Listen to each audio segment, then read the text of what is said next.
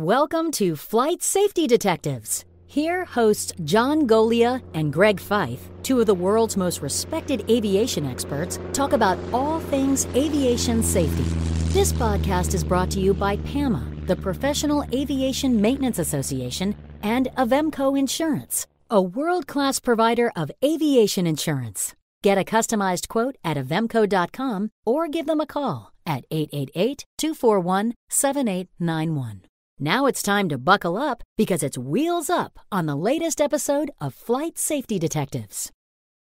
Well, hello, John. It's another episode of Flight Safety Detectives.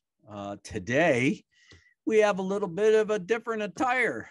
You are the more casual hat freak with, of course, the Flight Safety Detectives hat.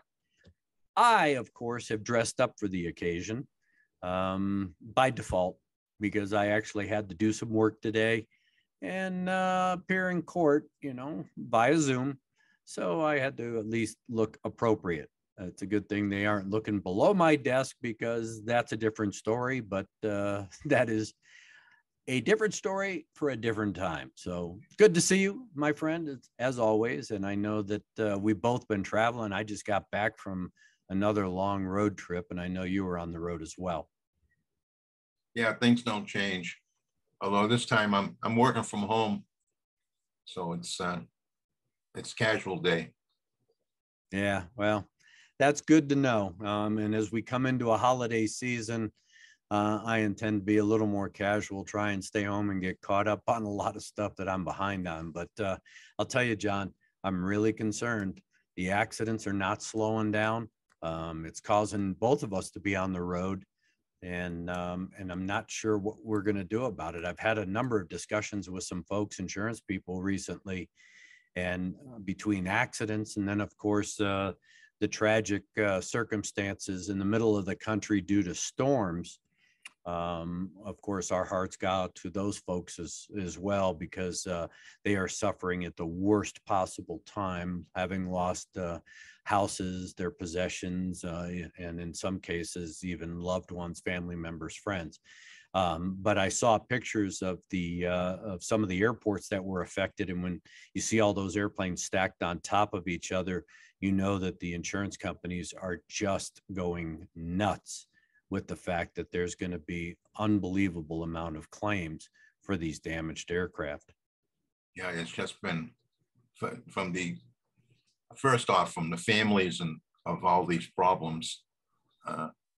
You got to feel for them, but then you look at the accident rate and then the natural phenomenons which have been destroying property like crazy. It's just unbelievable what's going on.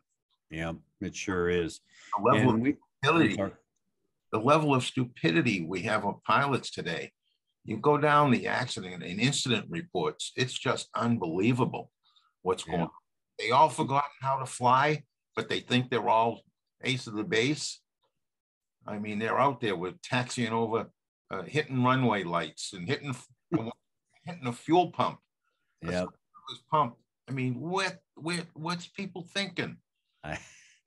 I don't know. And we're going to be talking about some accidents that have happened that we'll be following, but they recently happened, including a very good friend of mine and yours.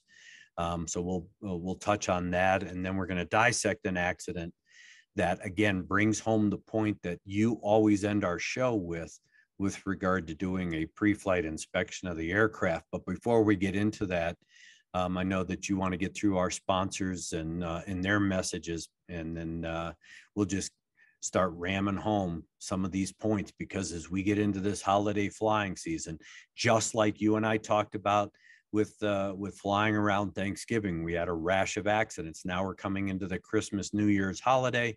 And of course, people are commuting to go see loved ones and friends and things like that. And if that period of time is anything like the last 2 weeks prior to us taping this show, you and I are going to not only be busy, but it's going to be really detrimental to general aviation and general aviation safety. It is just unbelievable. All right, so everybody, I'd like to remind you that this program is brought to you by PAMA, the Professional Aviation Maintenance Association. And anybody that's got an interest in any of the maintenance of aircraft, becoming a mechanic even, just log on to pama.org and put your questions forward. We'll answer them. And also, Avemco Insurance is our major sponsor. They have been around since the early 60s. I think it's actually 1960 or 61. And I can tell you, they're very professional people to deal with. I've listened to them at places like Oshkosh, talk to them all the time. They love aviation. They love to talk aviation. So if you need insurance, whether it be hull insurance, personal liability insurance, any kind of insurance around general aviation, give them a call, 888-879-0389. Just call them up. They'll answer all your insurance questions. Like I said, they're very good, easy to talk to people, very professional in their organization. They even have a flight simulator in their own facility so that they can, those with that our pilots or those that maybe just want to have fun can go fly the simulator. So yeah. great. And they're probably very busy now because of the general aviation piece of this accident rate that's just out of control. Yeah, no, it's scary, John, and we keep talking about it. We keep harping on it with regard to what we see every week and the fact that both of our workloads continually escalate. And again, like I said, I was just on the road on an accident. You and I were together following up on some accidents and that kind of stuff. And we had an accident just as I got back from a road trip. There was a Piper PA-46-500 turboprop being flown by an orthopedic surgeon commuting back from work. He worked in Wyoming, was living in Steamboat, and on his way back into his home airport, lousy weather at night, ended up hitting the top of a mountain between him and the airport. Of course, that's always a concern because you're challenging Mother Nature at night, single engine in the rocks. But now you got to look at pilot experience. This airplane, from what I understand, this was a newer airplane. He had just recently purchased it, so he probably didn't have a lot of experience, especially with some of the automation, and that may become a distraction and time consuming in trying to figure that out while he's trying to navigate and maneuver in mountainous terrain at night. So of course, that's going to be a focal point for the investigators. Of course, then not only did that accident happen, but then there was another accident in your neck of the woods, not too far from you, Right. involving a cargo hauler and a Swearingen Metroliner. Again, trying to get into the airport, dark and stormy night, if you will. The weather was not the best. It looks like it was more of a dive and drive type approach that kept him high. He was trying to dive towards the runway, ended up short in a bunch of trees. Pilot experience with that particular airplane and this pilot, he was a younger pilot. So of course, experience not only in the cargo operation, but just in that airplane. That could be a handful of airplane if you're not really used to it. So that again happened on the heels of this Steamboat accident. And then of course, there's some video floating around of a recent helicopter accident that occurred down in New Orleans. The airplane or the helicopter was flying and was being flown by a very seasoned pilot. Unfortunately, it was in low fog. It was not VMC. And as he was approaching a bridge, apparently struck some sort of cable, whether it was a power line cable or even part of the bridge, not really sure. But the video shows the helicopter coming in and crashing on the highway in front of a vehicle, nose down with the main rotor system separated. And again, we harp on this all the time. And that is why you don't challenge Mother Nature, because Mother Nature typically wins. And in this case, where the video is so absolutely clear, you can see how thick that fog was, why anybody would be operating an aircraft, trying to follow the highway or trying to maintain VFR in IMC conditions. I just don't know what is going on with this decision making. Well, And then, I'm sorry. Most of the accidents we're looking at are weather related. Yeah. And it gets down to that planning and before you take off. Yeah.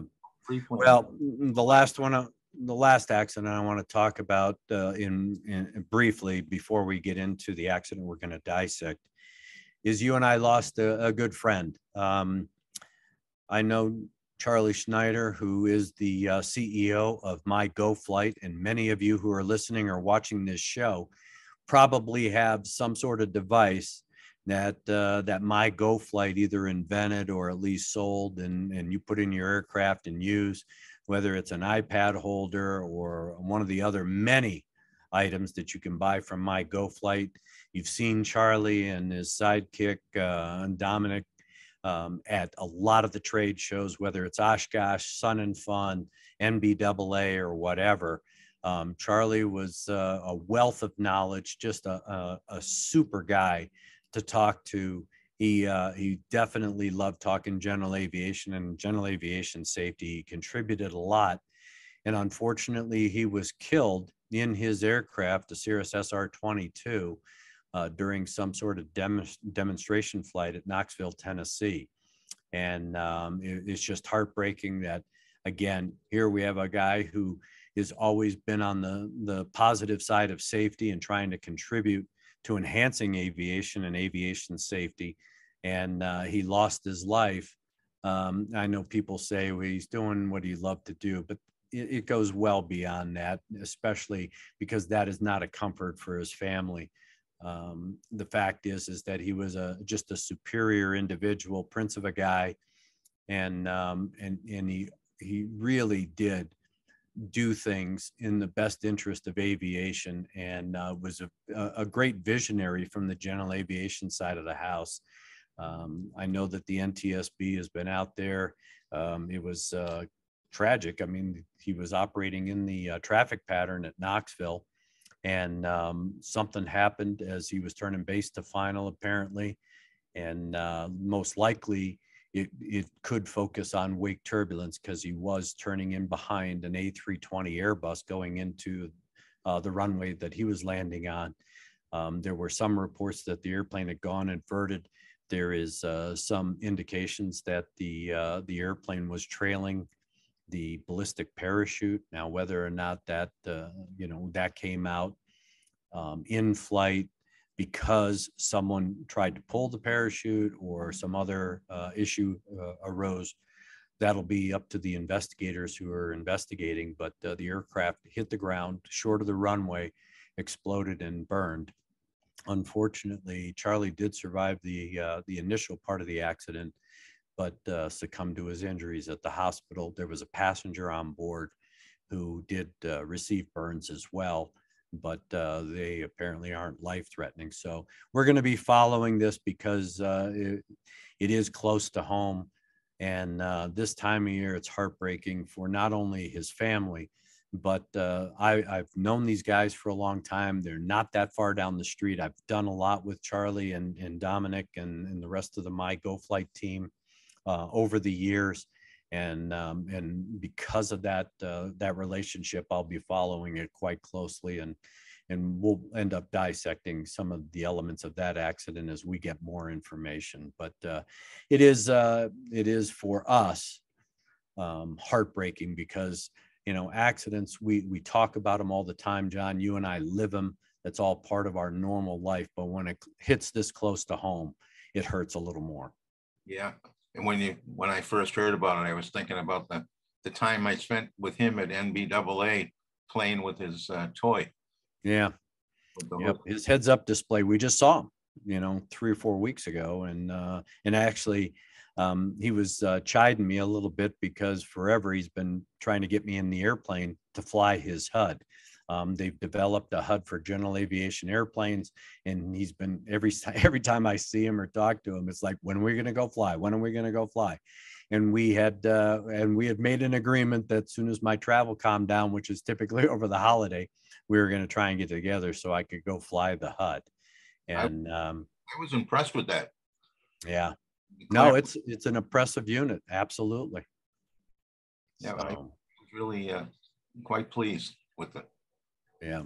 I mean, Well, the accident that we're going to dissect today, John, the final report recently came out and has been published, and I will give credit to the National Transportation Safety Board, which you and our listeners and viewers know that I'm on them all the time. But in this particular instance, they actually did a very good job with this investigation.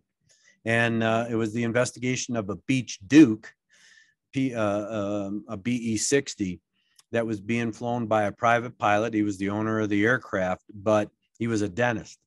And as soon as you say doctor in airplanes, you start to build these connotations with regard to doctors operating aircraft. The instances of this particular accident are many because, again, you end our show all the time with regard to conducting a thorough pre-flight inspection. And this was one of these testimonial type accidents to what you've been talking about, where the pilot failed to do not only a thorough pre-flight, he didn't do a pre-flight at all.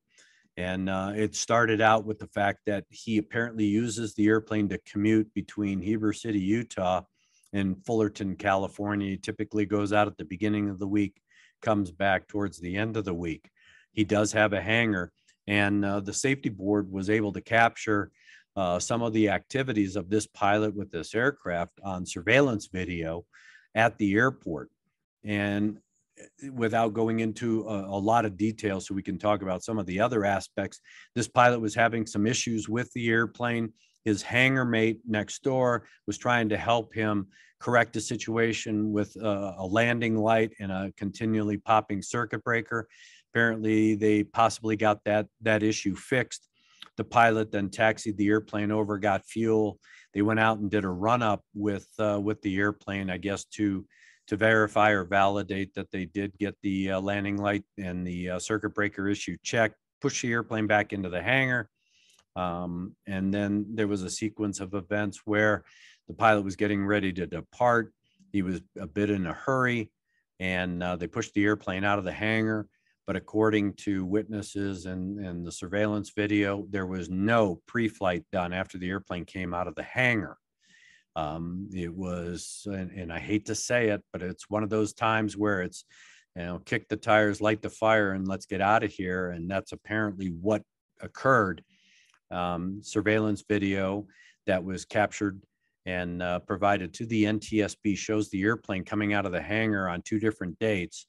And the focal point was the elevator and the position of the elevator on these 2 different days and 2 different flights. Because during the course of takeoff on the accident flight, the airplane went down the runway at about 1,300 feet, went up, and then actually started a left uncontrolled roll. And it too, the accident flight was captured on surveillance video, and there are snapshots of it that were utilized by the NTSB, and they do appear on Catherine's report, where a lot of this factual information from the board is presented. And it was a very thorough investigation by the board. They actually went beyond just the obvious and actually looked at, of course, the possibility of a locked flight control, which this was. And that locked flight control came from not only a gust lock, which, many airplanes, if not all airplanes, have, but this one, unfortunately, did not have a Beech-approved flight control lock. Gust lock. It was a homemade, manufactured, different type of gust lock. And unfortunately, because the pilot failed to do a pre-flight, and it's evident that apparently he failed to do any kind of flight control during a run-up, if he in fact did a run-up, he would have noticed that the gust lock was still installed, but apparently he didn't do it, and started his takeoff roll, and only found out that he had a problem once the airplane got airborne. And there was a great investigation done with looking at an exemplar BE-60 Beech Duke with a gust lock installed in the position of the elevator versus not having a gust lock installed, what the relaxed position is, of the elevator, which when you don't have a gust lock, and because of the weight of the flight control, it's typically in a full down position. That is, the elevator is trailing edge down. With the gust lock installed, it puts it at a 5-degree trailing edge up.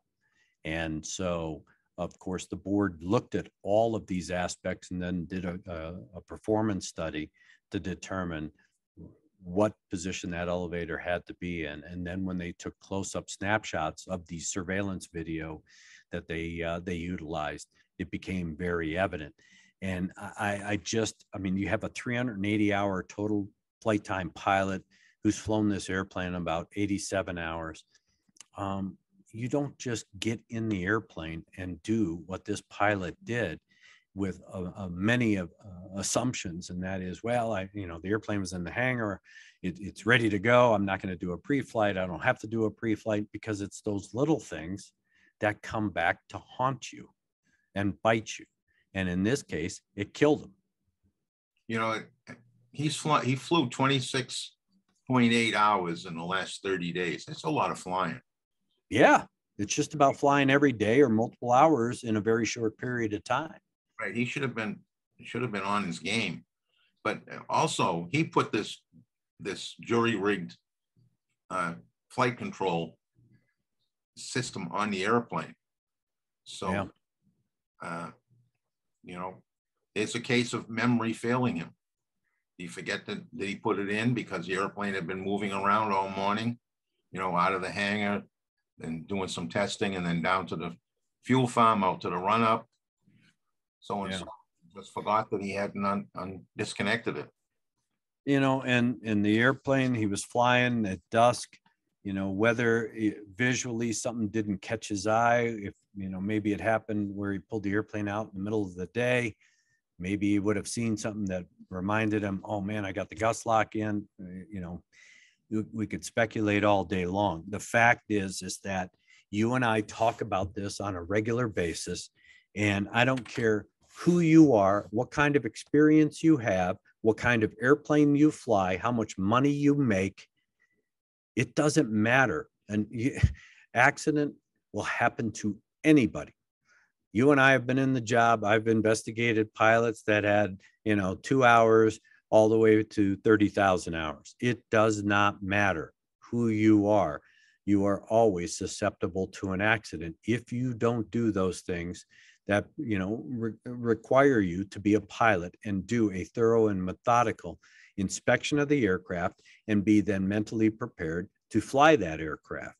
And I don't care how important you think you are.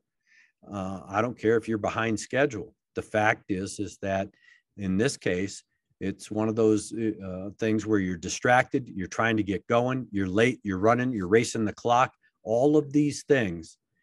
One little missed item like this will kill you. And we saw this with the G4 near you that came out of Hanscom, where they didn't do a flight control check, and they too had the gust locks installed.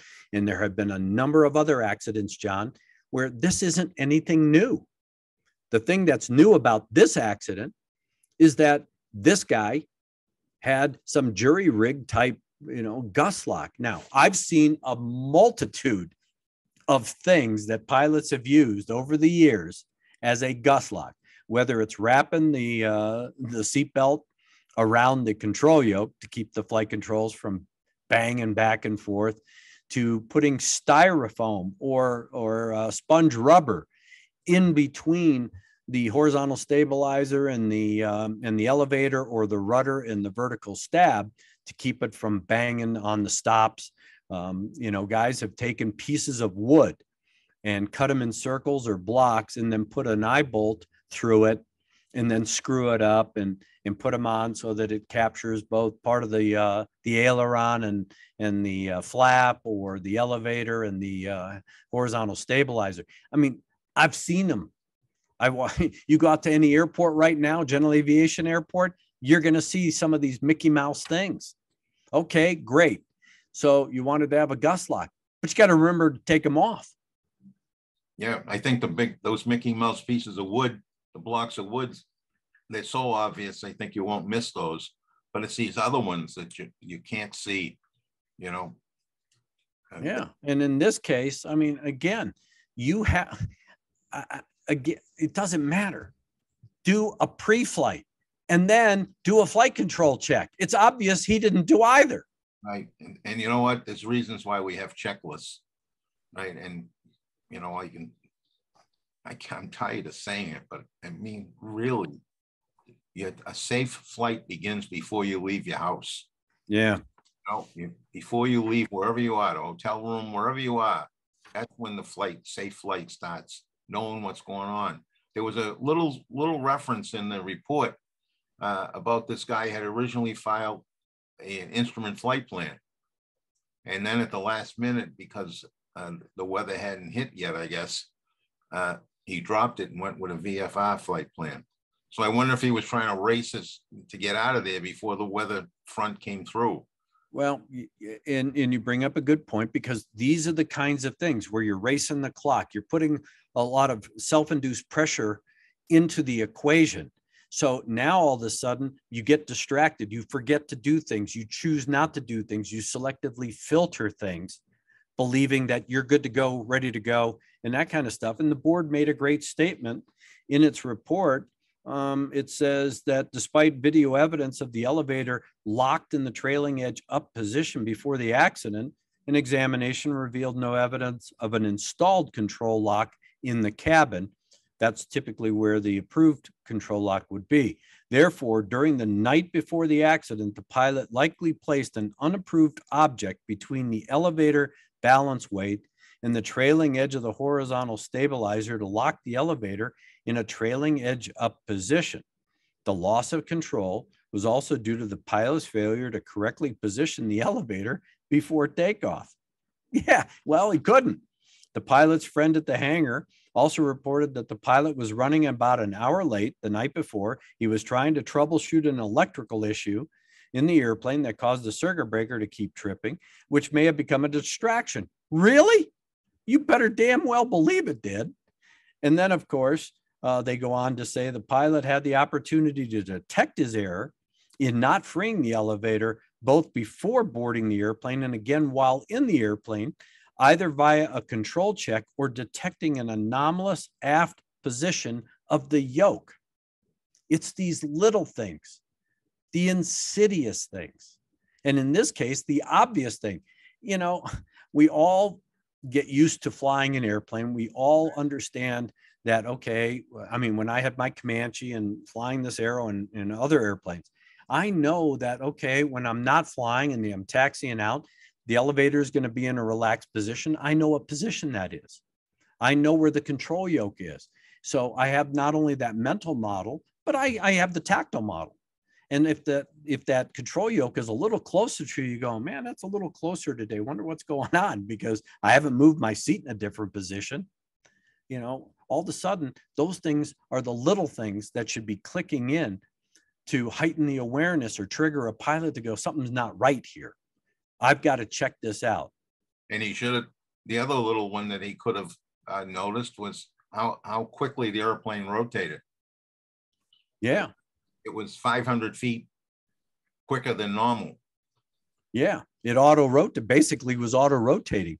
And it's like an accident you and I did with a DC-8 in Rancho Cordova, where they had a jammed flight control, the elevator. And in that airplane, you can see it from the flight data recorder. The first officer, who was the flying pilot at the time, never started the rotation. The airplane started to auto rotate by itself. As soon as it got to 147 knots, which was rotation speed, the nose started to come up because the elevator had already been cocked in the nose up position. Yeah, that's, you know, you have to use all your senses when you're flying. You know, it's not just any one thing. You have to use all your senses. Sight, feel, you know, sounds.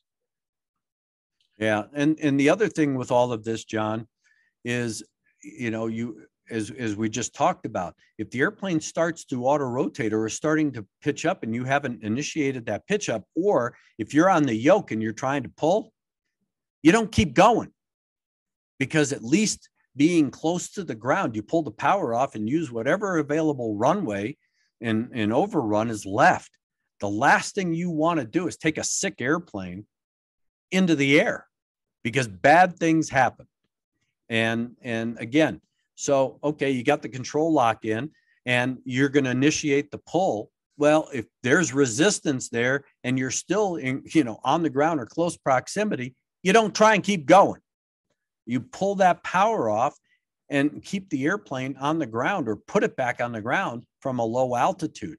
You have a higher chance of surviving any bad thing than taking this airplane into the air. And when you see the video clips of this airplane as it's rolling inverted, it's going to get ugly, and you have no control. Yeah, I wouldn't take it into the air. I mean, this isn't really a little airport either. So he had It's Fullerton, yeah. I mean, you got a lot of runway out there. Right. So he used up about 1,600 feet of it, or maybe even 1,700 feet of it, before the airplane auto rotated. He probably had at least that much more in front of him. Yeah. Not well over 2,000. So now the only thing I would do, I mean, again, I give credit to the NTSB. They did the investigator did a very good job in running a lot of things to ground, getting an exemplar, looking and comparing and doing a lot of performance, which I'm glad to see that they did it with this particular accident. I wish they would do it with more of the accidents, as you and I are always talking about. But again, the things that I would continue to want to explore to make it even more thorough and methodical is looking at the pilot and talking to other people. It's obvious that his hangar partner knew a lot about him, or this friend. Yeah, he was in a hurry. Yeah, he was, gung-ho. He was taking off. He was distracted with all these problems. I want to know if that's a repetitive pattern. Is that a systemic problem with this particular pilot, or was this a one-off on that particular day? Because if this is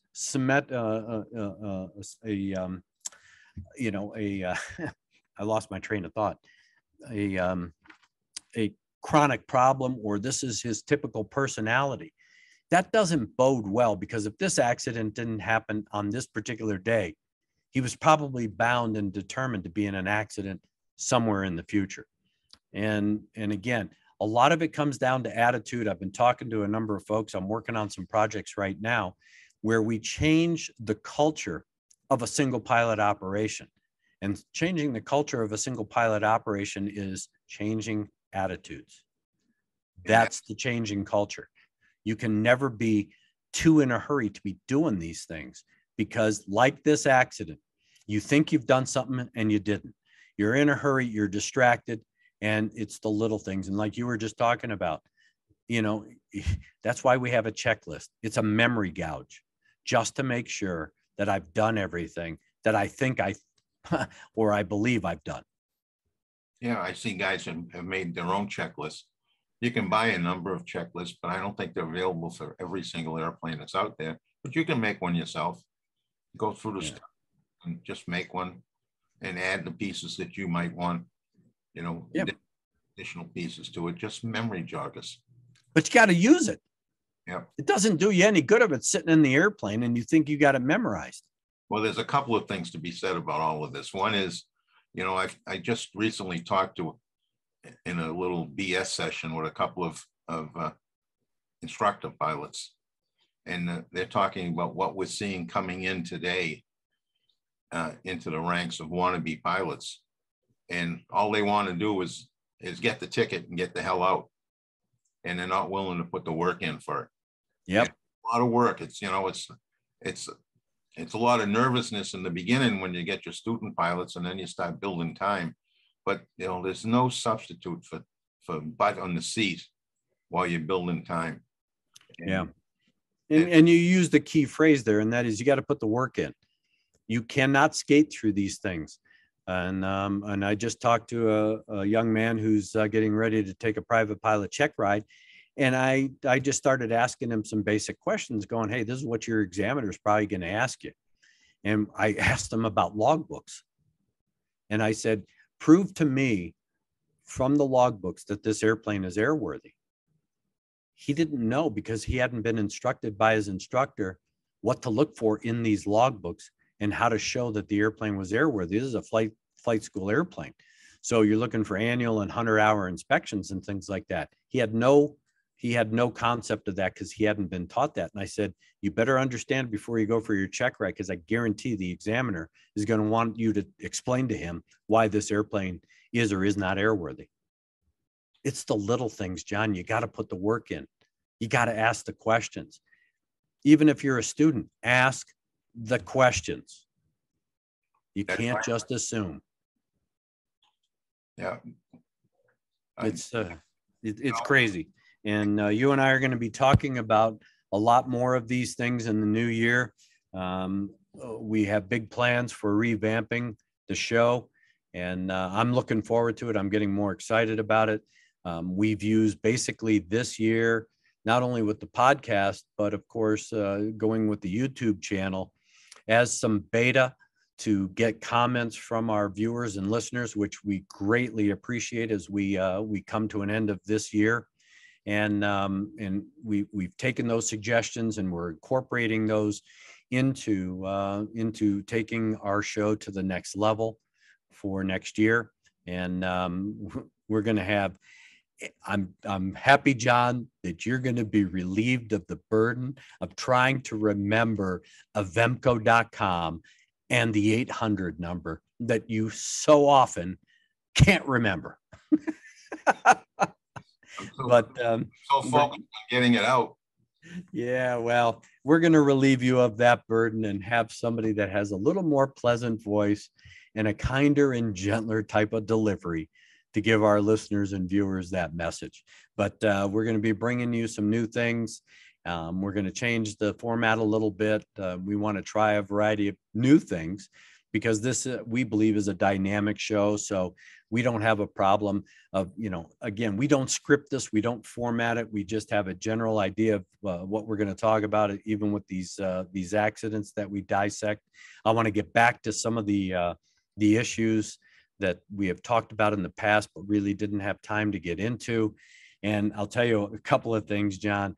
I've been watching some of the recent air disaster shows. I get a lot of emails and some of it, again, it drives me nuts because a lot of the shows are using just what comes out of the reports. And you and I have been, critical of some of the reports, especially with the 737 MAX, because the report that came out of Indonesia was wrong. They manipulated the facts, and I want to get more into those types of discussions. The 24th anniversary of Silk Air, an accident where I spent a lot of time in Indonesia working with the Indonesians on an accident. They came out with a report 3 years after.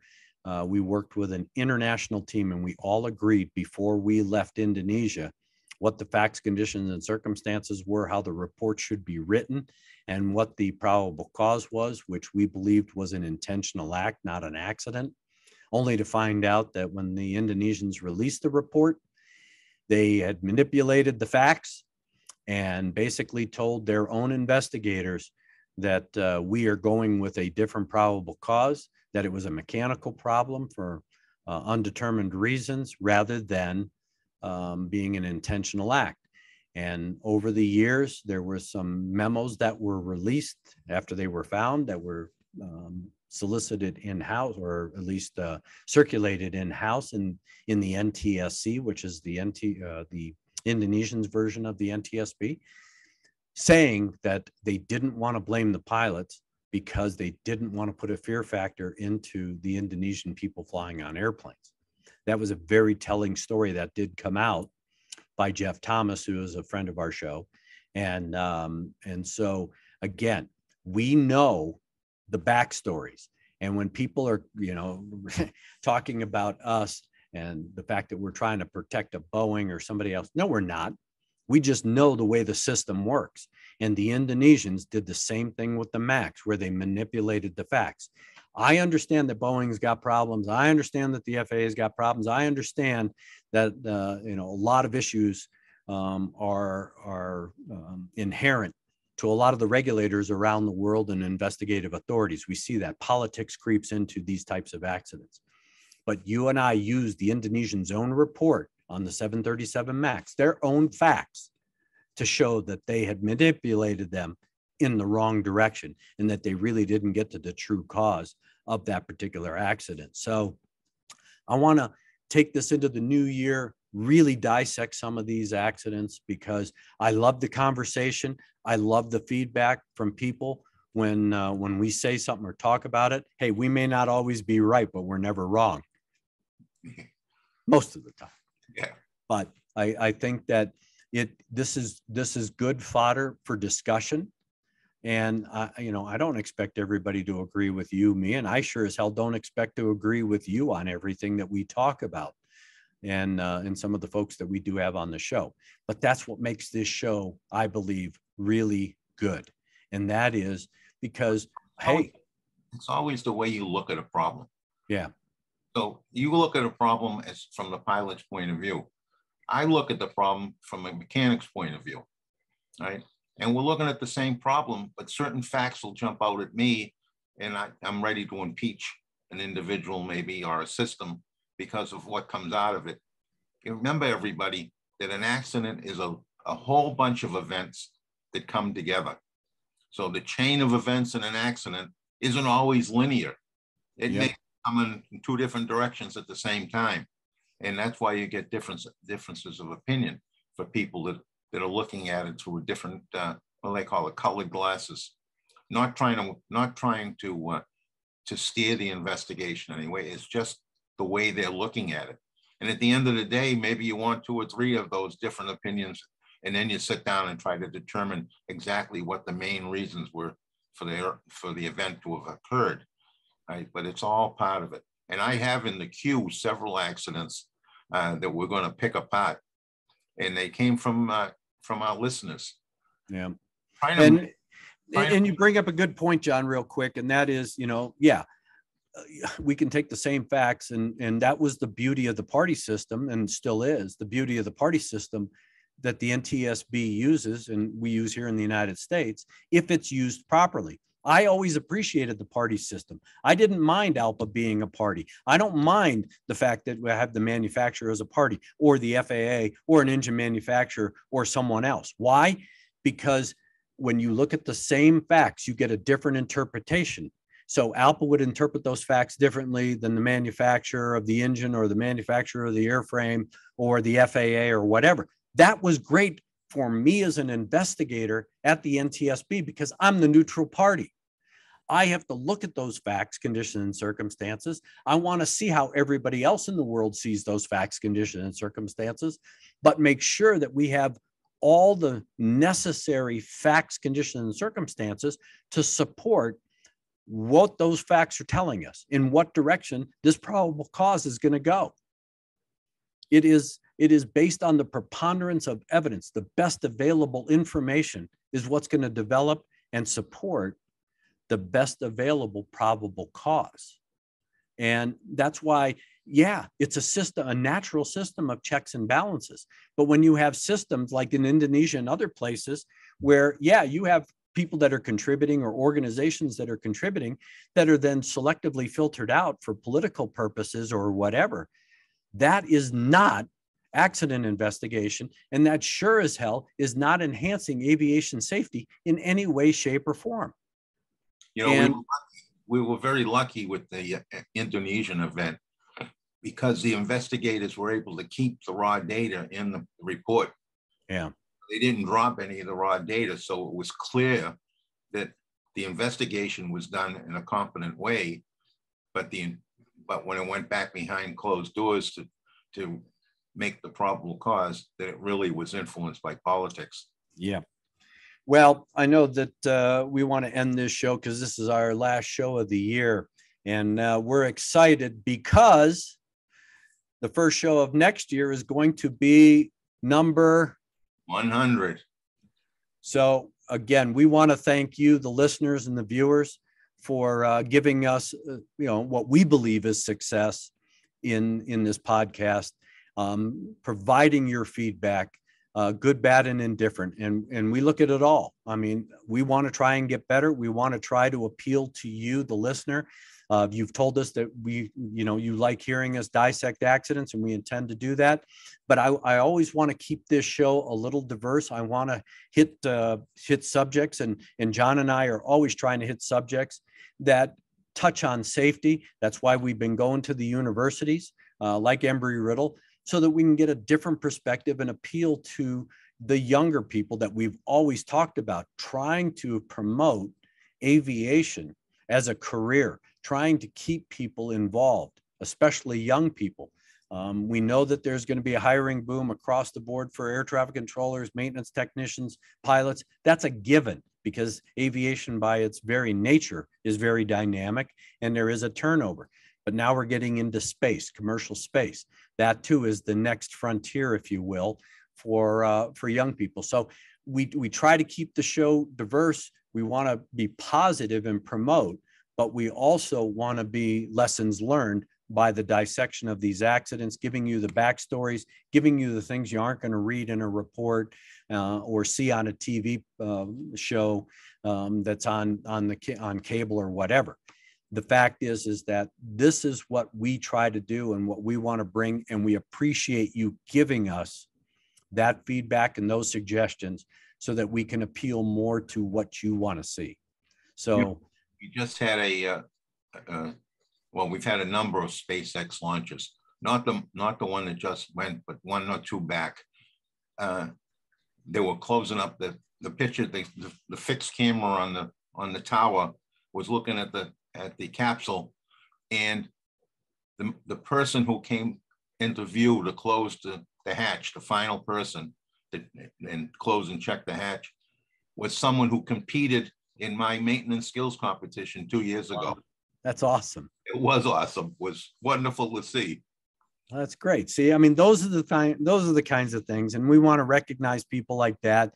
We intend to not only have more guests on the show coming into this new year, but again, we want to recognize you, because you all have provided us some great feedback, and we will continue to hope that you will do that through the website, flightsafetydetectives.com. You can always contact John and I directly through flightsafetydetectives@gmail.com. And then, of course, listen to us, give us a good rating on whatever service you're using for your podcast, and definitely on YouTube as well.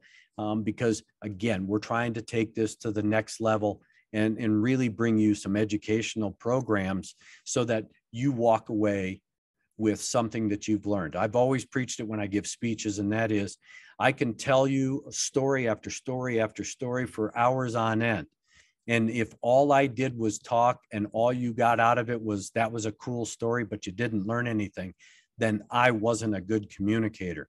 And that is the purpose of this show, is for us, John, myself, Todd, and some of the other friends of the show, to communicate to you those lessons learned so that you can always park them on your hard drive right back here, because when you need them the most, you'll remember something that could be the difference between life and death, minor event versus a serious event.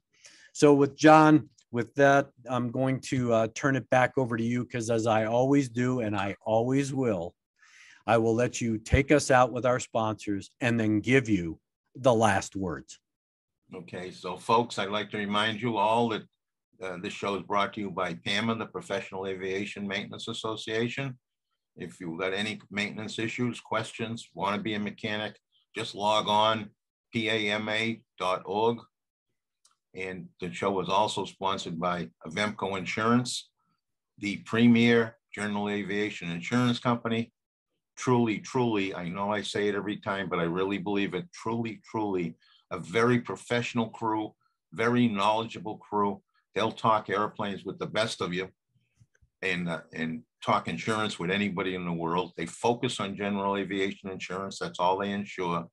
So if you need any kind of hull insurance, CFI insurance, any kind of general aviation insurance, give them a call at 888-879-0389 or avemco.com. Really, you really should take advantage of it. And like Greg said, keep the emails coming. I go through every single one of them. They've been the setup for many of the shows that we've had. Many of the accidents we talk about come from our listeners.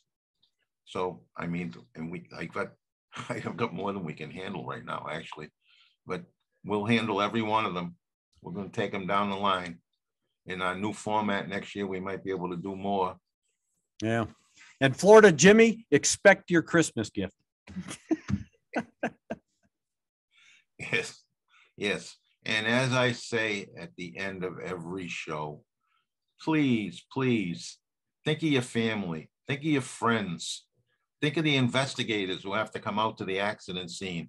They get emotional too, right? Before you leave homes, do a good basic pre-planning your flight. When you get to the facility that you're leaving from, do a thorough weather assessment, plan A, plan B, plan C, whatever, how many it takes before you go file your VFR or IFI plan, and then do a real pre-flight.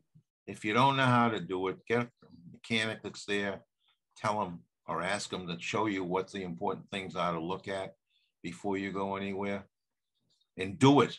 Don't just, do it once and then say, oh, I flew it yesterday, you'll be all right. I didn't touch anything. Got to do it every single time before you take off. And please, once you do take off, fly safely. Keep your eyes open. Keep your head on a swivel, right? Know what's going on around you. Use all the electronic tools that you have. There's a lot of them today to help. And the weather that's available today on your iPad is unbelievable. So if you're taking off in a place that's good, you can have good information for the weather en route. You can dodge that weather long before you get to it if you're conscientious and pay attention. So with that, thank you. Please fly safely and have a very happy holiday season and stay safe. This virus is, all the predictions are that the virus is about to hit with a vengeance. So please play safe. Don't be in large gatherings of people for a couple of weeks. Take care, my friend. Thank you. Happy holidays to you too, Greg. To listen to more episodes of this show, go to flightsafetydetectives.com or your favorite place to listen to podcasts. Thanks for listening, and remember to fly safe.